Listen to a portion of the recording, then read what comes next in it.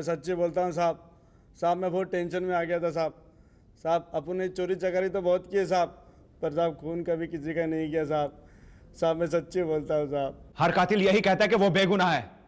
तुम्हारे पास ऐसा कौन सा सबूत है कि तुम सच बोल रहे हो? साहब आप मेरे में आगे पूछो ना साहब। साहब आज तक अपन ने कोई ऐसा लफड़ा नहीं किया साहब।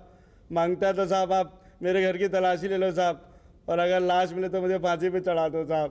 ओके, एक बात बताओ, तुम जिस आदमी के हाथ से थैली छीन कर भाग रहे थे, क्या वो बूढ़ा था, छड़ी टेक कर चलता था? हाँ साहब, बूढ़ा था साहब।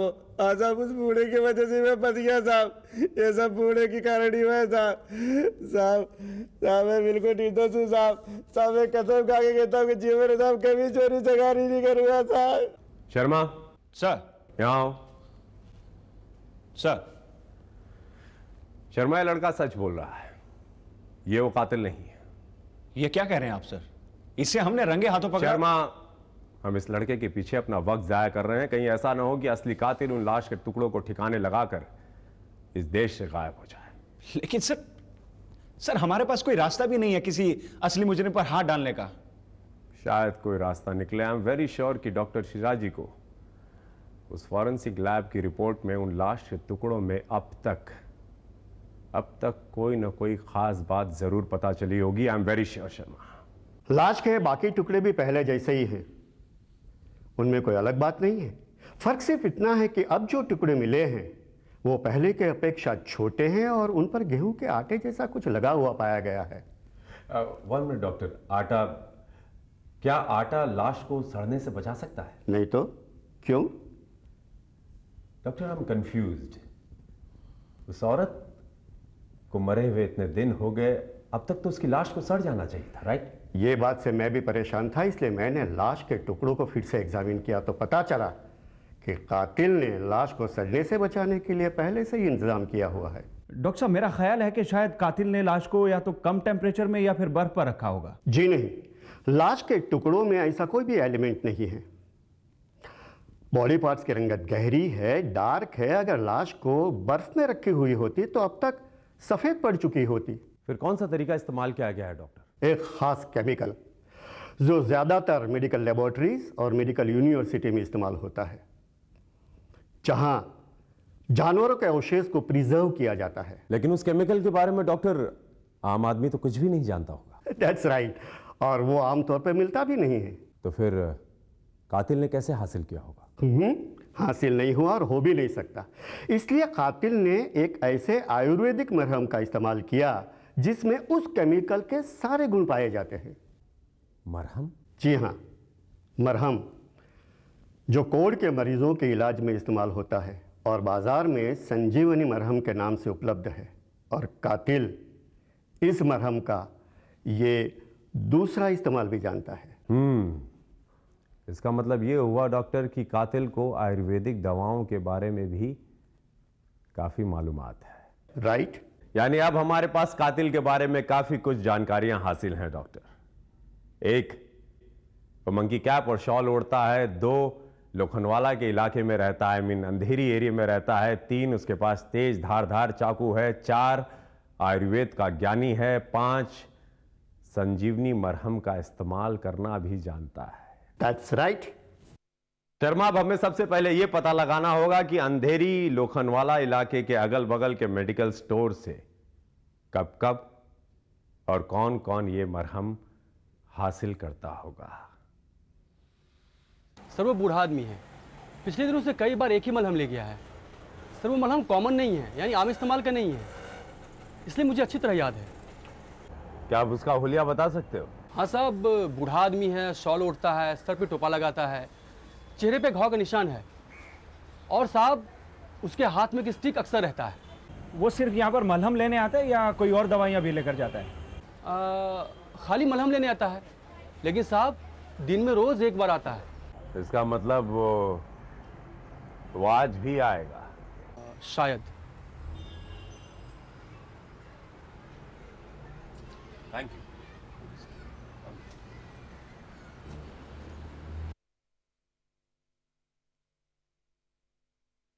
वो देखिए सर, हुलिया तो बिल्कुल वैसा ही है।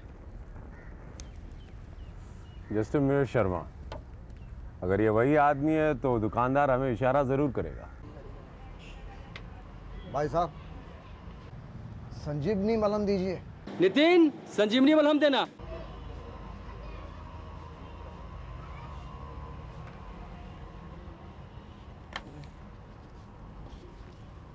ये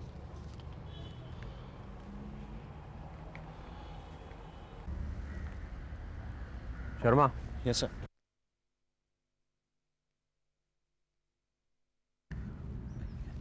वही है। Sharma, let's go. Yes sir.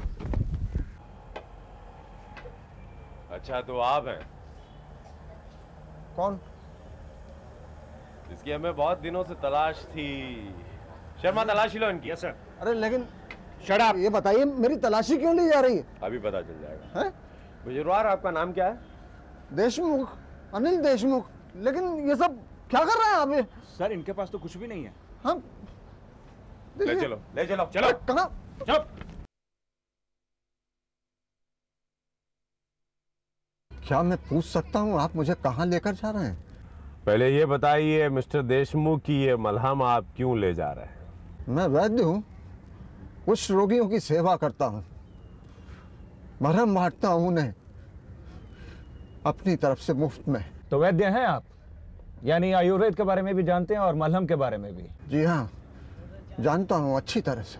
तब तो आप ये भी जानते होंगे मिस्टर देशमुख की इस मलहम से लाश को सड़ने से बचाया जाता है। लाश? कैसी लाश? कौन सी लाश? वही लाश जो आपने अपने घर में छिपा रखी है और जिसके टुकड़े आप शहर भर में फेंकते फिर रहे हैं। कैसी बातें कर रहे हो इंस्पेक्टर? मेरे घर में कोई लाश नहीं है। और मेरे घर में किसकी लाश होगी? और लाश को कोई घर में रखता है क्या? है? बस एक बात बताएंगे मिस्टर देशमुख, का आपके घर पर कौन कौन रहता है? मैं अकेला हूं, कोई नहीं रहता। वो क्या है कि मेरी बीवी तीर्थ यात्रा पर गई है ना, इसलिए। तब तो आपके घर पर चलना होगा mister Deshmukh, and right now.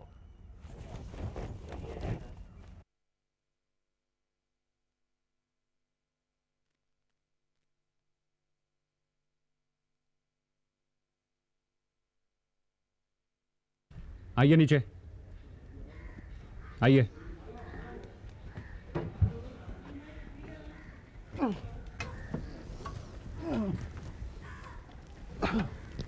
चलिए।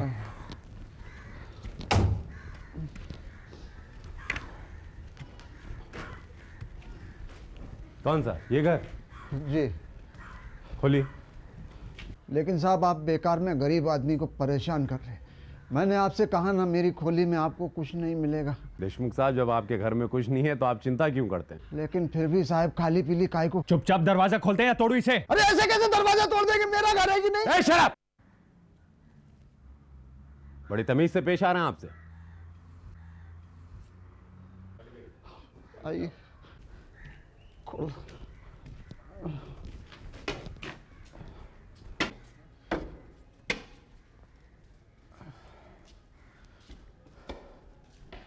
आओ साहब, देख लो, मुझ बूढ़े के घर में आपको कुछ भी नहीं मिलेगा साहब।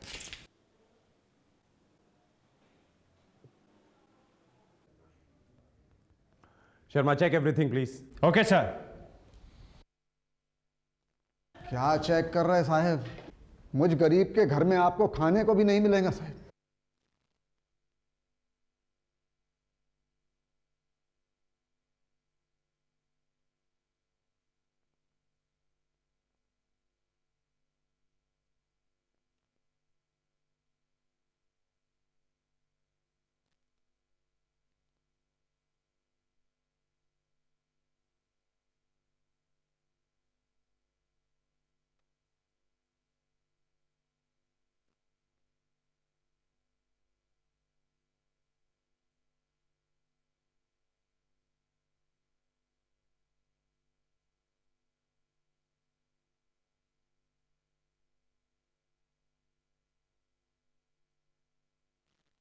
मेरी समझ में नहीं आता साहब, आपको किस चीज की तलाश है?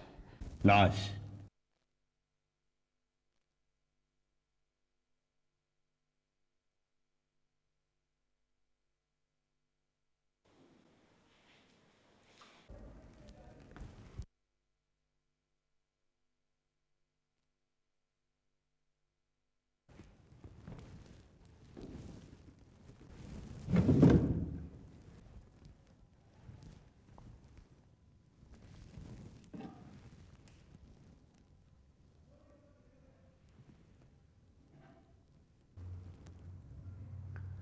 मिस्टर देशमुख, ये काफी तेज चाकू, इस चाकू में काफी तेज धार है। किसी भी लाश के बड़ी आसानी से टुकड़े किए जा सकते हैं। वो क्या है साहब, भाजी काटने का चाकू है। बूढ़ा आदमी हूं ना, इसलिए धार जरा तेज मांगती है।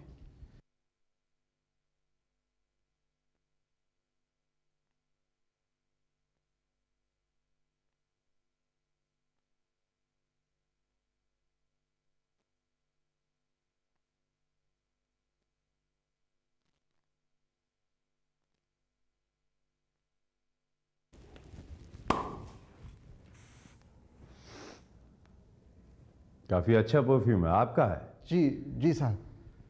वो क्या है, कभी कभी कपड़े से बास आता है ना साहब, तो लगाना पड़ता है। काफी शौकीन लगते हैं आप।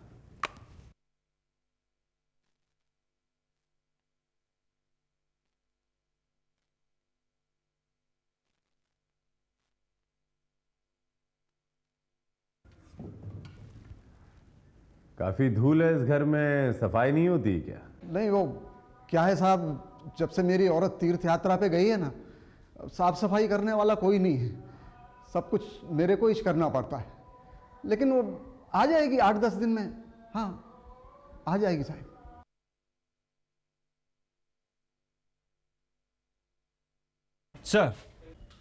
सर ऊपर चेक किया है लेकिन कोई लाश नहीं है उधर।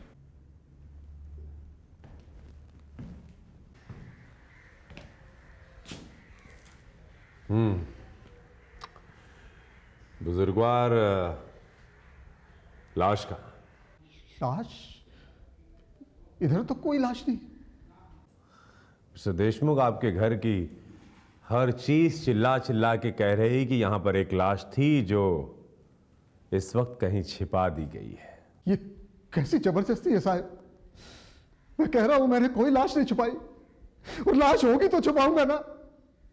मुझे मालूम नहीं आप कौन सी लाश की बात कर रहे हैं। वही लाश जिसके टुकड़े कर आप उसे अलग अलग ठिकानों पर लगाने के लिए भटक रहे हैं, वही लाश। कैसी बातें कर रहे हैं साहब।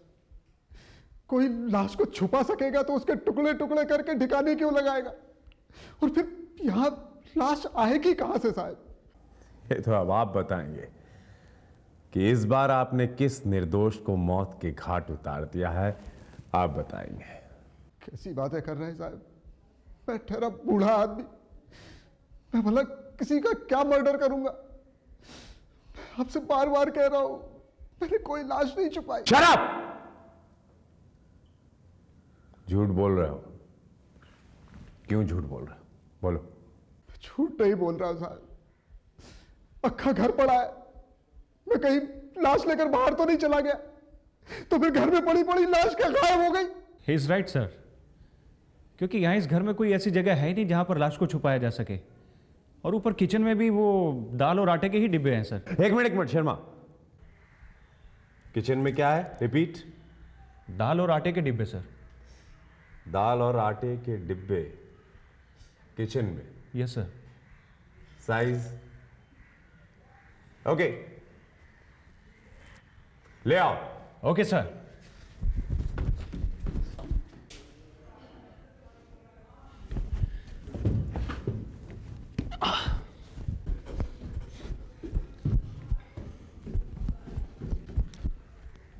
लीजिए सर।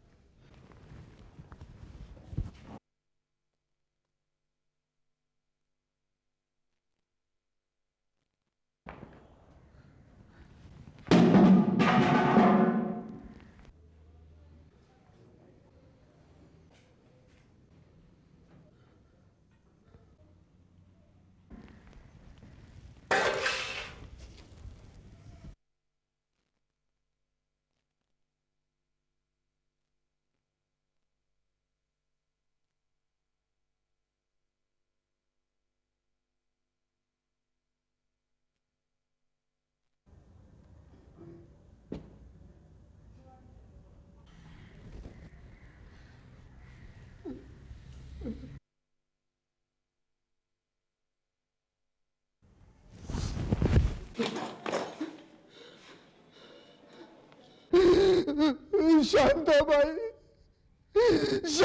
है। ये घर में झाड़ू बर्तन करने आती थी साहब। मेरी बीवी इसे घर की देखभाल करने के लिए बोल के गई थी। उस दिन ये घर में अकेली थी साहब।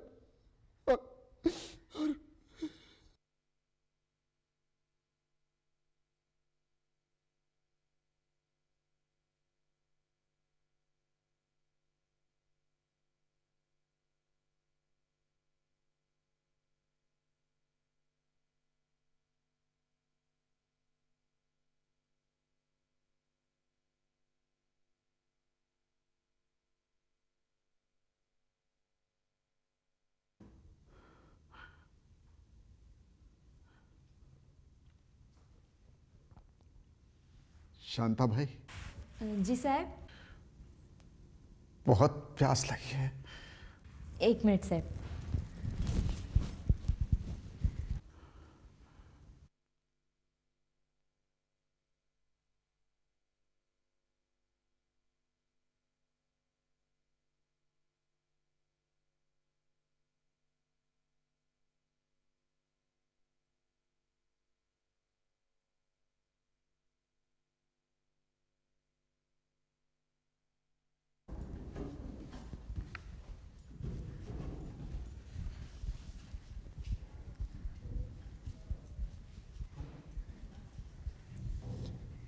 ये लीजिए साहब।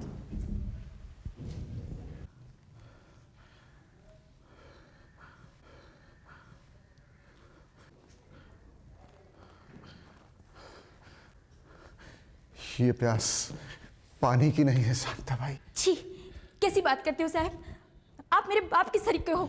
छोड़ो, छोड़ो मेरा हाथ, छोड़िए। शांता भाई, ये हाथ नहीं छूटेगा। मैं इतना बूढ़ा भी नहीं हूँ शांता भाई। शांता भाई, अब छोड़िए नहीं तो मैं चिल्लाऊंगी। शांता भाई, शांता भाई, छोड़िए, छोड़िए,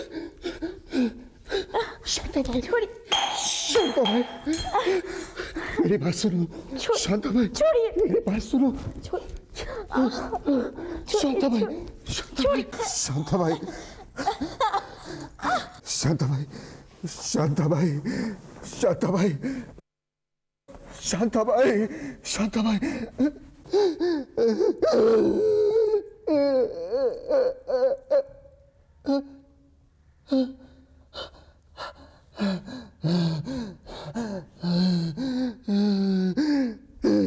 लाश को लेके जाने की ना मुझ में हिम्मत थी और ना ताकत। इसलिए मैंने लाश के टुकड़े करके फेंकने का सोचा। मुझे लगा ऐसे किसी को कुछ पता नहीं चलेगा, मगर इस लाश ने खुद अपने कातिल का पता बता दिया। वैसे भी जो चुप रहेगी जुबान खंजर, लहू पुकारेगा आस्तीन का। मैंने बहुत से बेरहम बेहिस लोग देखे, मगर तुम जैसा कसाई नहीं देखा। तुम्हें गिरफ्तार किया जाता है।